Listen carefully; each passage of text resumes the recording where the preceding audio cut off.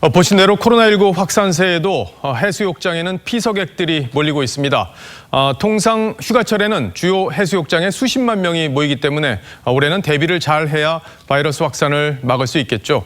그래서 클럽이나 유흥주점처럼 집합 금지 명령을 내리거나 아예 폐쇄해야 한다는 주장까지 나오는데 가능한 이야기인지 오늘은 황병준 기자와 이 문제를 따져보겠습니다. 자, 황 기자, 일부 해수욕장은 아예 예약제를 실시한다고 하던데 이게 어떤 얘기인가요? 네, 정부는 지난 18일 여름 휴가철 해수욕장 이용객을 분산 수용하겠다며 해수욕장 예약제를 전라남도 14개 해수욕장에 시범 도입하기로 했는데요. 수십만 명의 인파가 몰리는 피서지에서의 코로나19 확산을 막기 위한 조치입니다. 인터넷 홈페이지를 통해 원하는 날짜를 선택한 뒤 이름과 동반 인원, 연락처 등을 적어 넣으면 예약 확인증을 발급하고 이걸 소지한 사람만 해수욕장을 이용할 수 있게 하겠다는 겁니다. 정부는 또 해수욕장별로 혼잡도도 신호등처럼 색깔로 표시해 안내하기로 했는데요. 빨간색으로 표시된 혼잡한 해수욕장 방문을 줄여보겠다는 겁니다.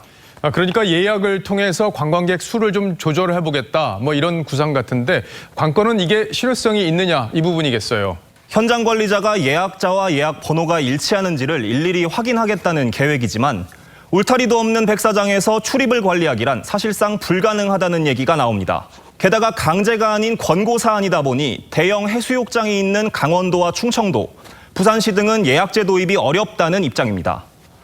해수욕장은 개장 전후에도 날씨가 더워지면 사람들이 찾는 곳인데요. 예약제를 도입하건 폐쇄를 하건 사실상 완벽한 관리가 불가능한 측면이 있습니다. 근데 결국엔 이용객들이 스스로 거리 두기를 지키면서 이런 방역 수칙을 준수하는 게 중요할 수밖에 없겠군요. 자, 그런데 요즘에 서울시에서는 유흥시설에 대해서는 집합 금지 명령을 풀어서 지금 논란이 되고 있죠. 네, 지난 18일 코인 노래방 업주들은 서울시에 우리도 영업을 할 수 있게 해달라고 호소했습니다. 앞서 서울시는 지난달 9일 관내 모든 유흥시설에 집합 금지 명령을 내린 뒤 같은 날 22일부터는 569개 코인 노래방에도 같은 조치를 적용했는데요. 밀폐된 공간이고 방역 관리가 쉽지 않다는 이유였습니다.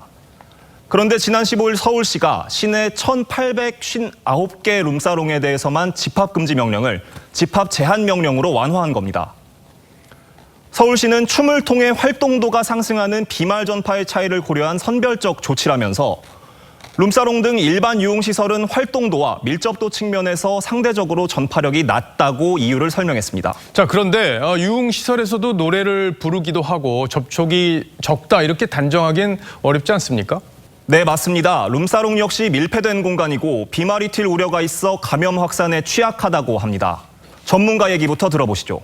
밀폐된 공간에 다수가 또 1, 2m 거리 두기 어려운 그 안에서 노래하고 소리 지르고 술 마시고 지금 확진자가 룸사롱에 없다고 안전하다고 그러니까 열겠다 그런 얘기인데 숫자만 가지고 보인 것만 가지고 다라고 생각하는 것 자체가 어리석은 거죠. 전문가들은 또 고궁이나 박물관 등은 감염 우려를 이유로 집합 금지를 유지하면서 일반 유흥시설만 완화했다는 게 앞뒤가 맞지 않다고도 지적했습니다. 예, 코로나 확산세가 심상치가 않은데 지나칠 정도로 방역을 해야 한다 이런 말이 정부에서 나왔던 게 새삼 떠오르는군요. 자, 황병준 기자 잘 들었습니다.